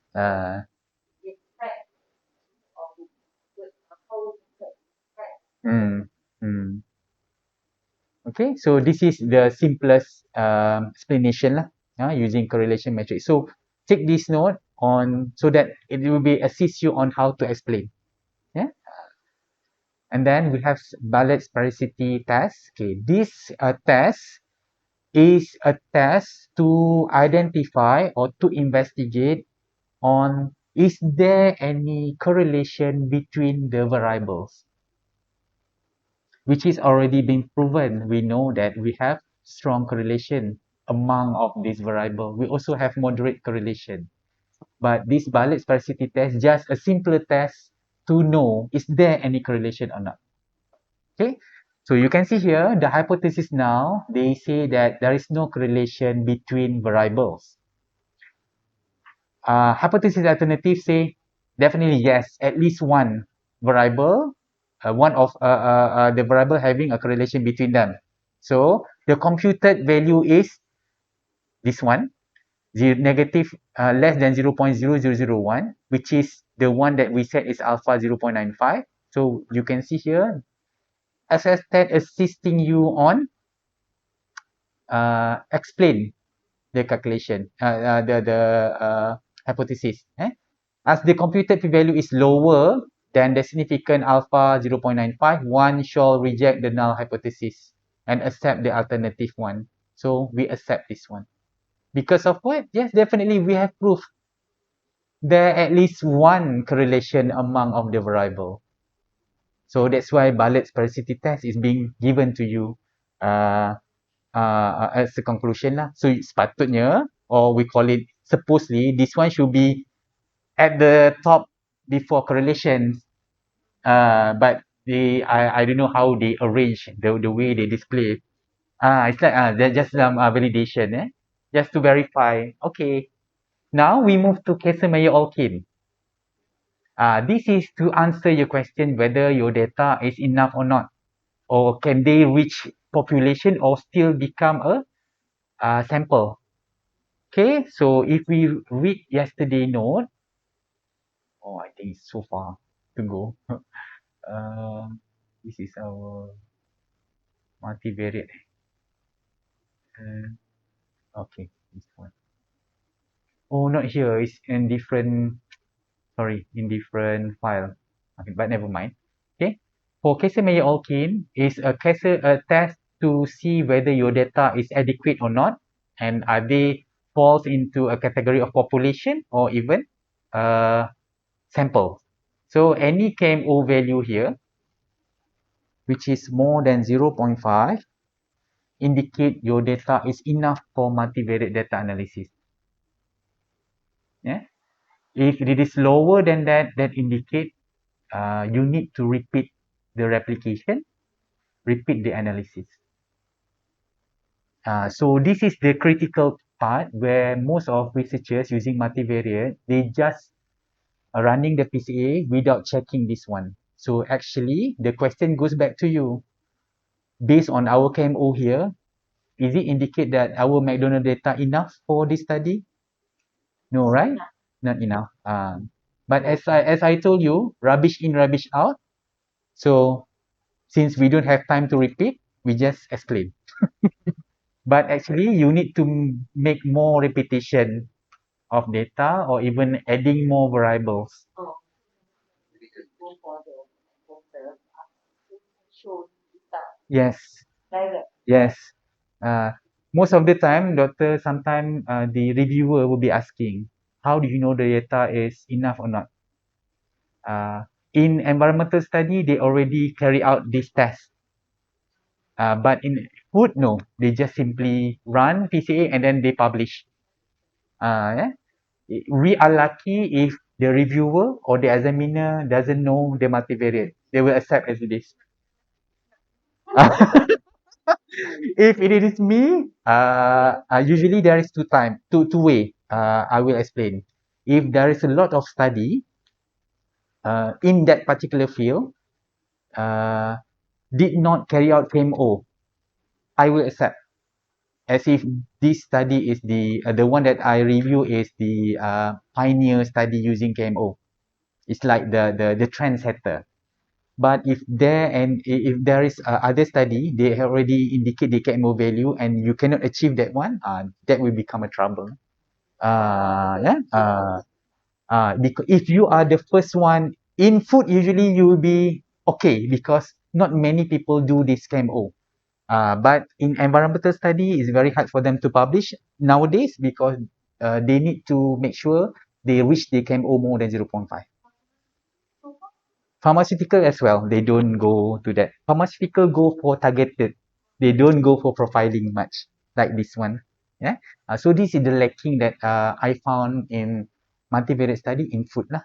So usually in food study, if I found a paper and they have lower KMO value, I will accept provided that I have confirmed there is no study being used or investigate the KMO value lah. Yeah. People want to extend your research with difficult for them. Ah, because they are you are the trendsetter. Yeah. Okay. So now we reach to PCA. Now we move to the PCA result. This one, the top one are not the PCA result yet. It's still on the simple variable result just to see the correlation. Yeah. So now we move to the main thing, which is PCA result. Okay. So that's why the KMO test being put before the PCA because they want to check first your KMO, your data is enough or not before you carry out PCA. Yeah. Uh, okay. This is the good thing about Excel stat because you don't have to do KMO individually. It's come together with the PCA. Lah. Yeah. So in here, we can see we have decided at the first place, two dimension is enough to explain our data, which covers 75%. Yeah. And as time goes by, it's not time goes by, as you added more dimension to explain your data, you can see the cumulative variation of data that being explained, they are meaningful become higher. Meaning that to include all data to become meaningful in your study, you need 5 dimensions to explain them, which is unfortunately is very hard to explain when we have more than 4 or 5 dimensions. Usually 3 dimension is enough and it's already give us headache to explain lah. Yeah, so that's why most of PCA tools, they only prefer to use 2 dimension. If you really want to explain 3 dimension, you also can use F1 versus F3. You at the first place, you choose F1 versus F3. It's like this one. Go. We can repeat this one. You can repeat. So I just want, okay, how about if I want PC1 versus PC3? Select, done. So you will get another PC, but this time PC 1 versus PC3. Yeah. So this is our first result lah. PC1 versus PC2. This one PC1 versus PC3. Yeah. So in this case, F1 versus PC1 versus PC2 or F1 versus PC2 bring 75% explained data. Okay. So this pre-plot actually another way of explaining your PC1 versus PC2 lah. So you can see this is the 75% for cumulative PC1 versus PC2. So if you want to put this script plot in your data to show how many dimension are needed, you can use this one or you can use this table. Yeah. Okay. So eigenvector is just direction on plotting afterward. We will see later. Yeah. So now to identify which variable, which parameter is significant among the 5, we will use vector loading. So again, we can follow this one. This one. This one can also be used as an indicator. Copy. You can paste here in the vector loading. So any vector loading which is more than 0.5, we call it strong vector loading. Strong vector loading.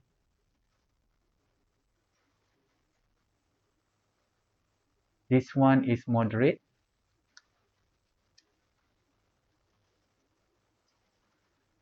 Vector loading. The last one is weak vector loading.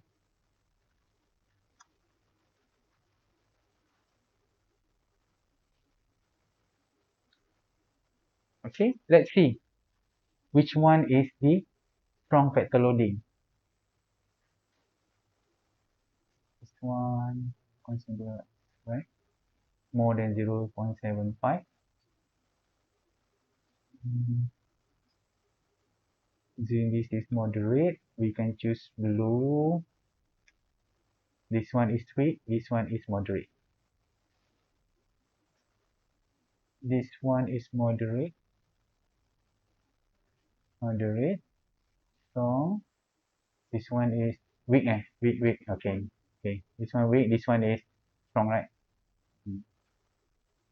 Okay. So now you can see I don't bother about F3, F4, F5 because we know the plotting, the best is for PC1 versus PC2 only. Yeah. So you can see here among the five, energy, fat, and carbohydrate are the strongest or the significant variables in McDonald's menu. Followed by protein, the last one is saturated fat. So you can explain in your study that the carbohydrate, fat, energy, protein, the last one as saturated fat, as the ranking of significant variable. This is also the lacking in our food publication. Yeah, they don't know how to explain this one. So this is the way that we explain. We can using a ranking to say that among those five, which are the most significant one. Okay. So what can we imply from this? So indicate that if anybody who would like to study about nutritional study value in food, since we know saturated fat is very weak, yeah, very weak, why don't we just leave it? We just collect for proximate analysis only. It's enough or already covers 75% of our explained data. So we can save money and time without testing the saturated fat. So this is happened in environmental study, for example. For example, we want to monitor pollutant in river in Malaysia, for example. So we have lots of sampling stations.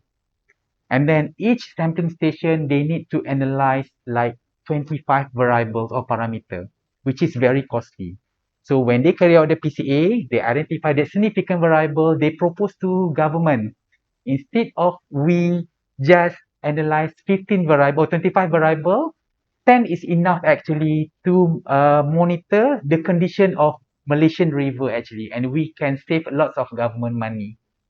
So this is the implication of what PCA can bring in our society lah. You can choose this PCA to select the most significant one and the rest can be removed in terms of cost effectiveness of in our work condition lah. For the reading first. We have to collect the whole data. So that people and carry out those statistical analysis, what you call that one? Standardization, and then using the plotting, so on and so forth, we can show to the government. Okay, so this is the implication lah, what we can do with the multivariate lah. Yeah. So this one, correlation between variable and plot is, this is the plotting, the information for this plotting. Okay, so now, for example, I want to, okay, so this one, if you remember this one, this only to say which variable is the strongest one, the significant one, and which one is the moderate and the weak one. But now, how to see what are the correlation between the variables? So we use this plot. So this plot, we call it variable plot. Okay, how to read? Simple like this one. Like the unscrambler, any variable that furthest away from the center, they are the significant one. Okay, so you can see here, the energy, fat, protein and carbohydrate, they are furthest away from the center. So that's why, and compared to saturated fat, they are not that far from the center, so it is not significant. Okay, this is supporting the result of this factor loading. Any variable that is furthest away from the center, they are the significant one. Now, how to see the correlation? Okay, so any variables that is or that are located together or nearer to each other are positively correlated. So energy and fat are correlated, which also supporting our Pearson correlation at the above, saying that the higher the frequently you eat fat food from the McDonald's menu, you will get more energy because they are positively correlated. But you can see here, any variable which is opposite to each other, they are negatively correlated. So in this case, carbohydrate and protein, they are negatively correlated. Any food that high in protein, actually they are low in carbohydrate in this McDonald's menu study. Yeah? Different food perhaps having different characteristic lah. Because we don't explain other food, we are explaining what we have in our data. Yeah? So similar like this, any food that having high carbohydrate, they are low in protein. Okay. What else? Okay. What else is here? There are also possibility any variable that having 90-degree direction, they have no correlation at all. So in this case, they are having possibility any food that having carbohydrate, which is having 90-degree direction to energy, they have no correlation at all. Okay, so this is 90-degree. So this is another explanation that people fails to see. So for example, so you can see this is the original result. Okay, so meaning that if you eat high carbohydrate food or not, it will not contribute to your energy level. But this based on the McDonald's menu lah. Yeah. So this is what we can get from this variable. So looking at this factor loading to identify which variables are the significant one. But to see the correlation between the variables, it's better to refer to the variable plot. Yeah. Yes. 90-degree of variable having 90-degree direction or vector indicate they have no correlation at all. So in this case, if you eat carbohydrate food, high content carbohydrate, or you don't eat at all, it would not contribute to your energy level. But you can say lah, you eat lah food. You eat any food with fat, you can get more energy. Okay. So contribution of variables here is not much. Actually, they want to say that which in our study they have the most contribution lah. So it based on this ranking saja lah. Based on I think it's almost similar like this one. Not much different. Okay.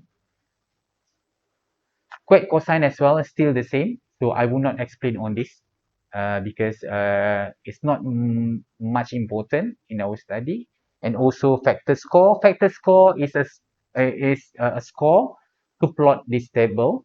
Okay. This figure. So let me explain about this one. Okay, I make it bigger. Okay, so this is, we call it observation plot, or we call it sampling plot, sample plot.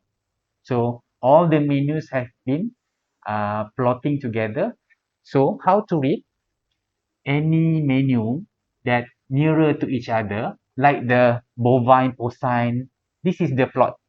In unscrambler, we call it score plot.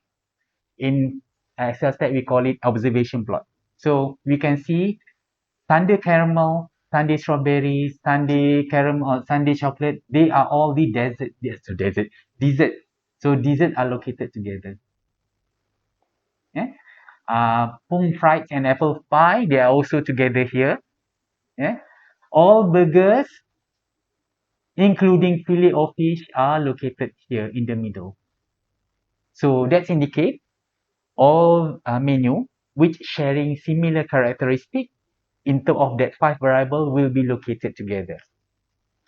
So this is what the observation plot is giving the meaning. In the unscrambler, we don't call observation plot, we call score plot. Yeah. Related to this one, this variable plot in Excel stat we name as a variable plot. In unscrambler, we call it loading plot. Okay. Uh, the loading plot, remember, on this side. Yeah. So different instrument software actually they produce a similar results, but maybe different nomenclature of that result may cause us to be become we call it confusing. Okay. So now how we can characterize which variable contribute to or characterize the menu itself. So we go to this plot, we call it by plot, where the Excel stat they overlay the variable plot and or onto the observation plot. So you can see here this sundae thing contain high carbohydrate because this is more nearer to this one. This burger, Big Mac, McFit, McChicken, they are high in protein. This burger having high of saturated fat. Fillet of fish contain high energy and fat. Okay, again carbohydrate here. They have pommes frites and apple pie. They have moderate carbohydrate level. Yeah, sundae caramel they have moderate carbohydrate lah, but the majority of carbohydrate are contributing to these two set of menu. Okay, so this is how we characterize the variable. The significant one characterizing the menu. Okay, by overlaying the uh, observation plot and the variable plot. Okay, so actually we have reached to the end of the PCA lah. So this is the rest is not much different. So I already reached to the end of the multivariate thing. But I think this McDonald data giving a clearer explanation to you. Yeah. So that's why I don't think so using a high number of variable data will be giving a meaningful explanation to the participants. So that's why I'm using this McDonald menu. In Hard, this McDonald menu become very popular now. Because when I told them I want to teach them about PCA, Dr. Shiran want to use McDonald menu. Okay.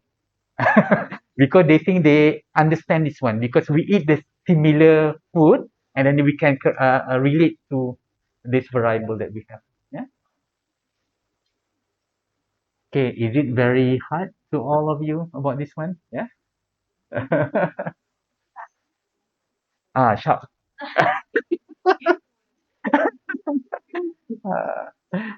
Okay, so I think that's all from us in Hard. So I will upload this video. The first thing I think I need to check because sometimes I forgot to click the recording.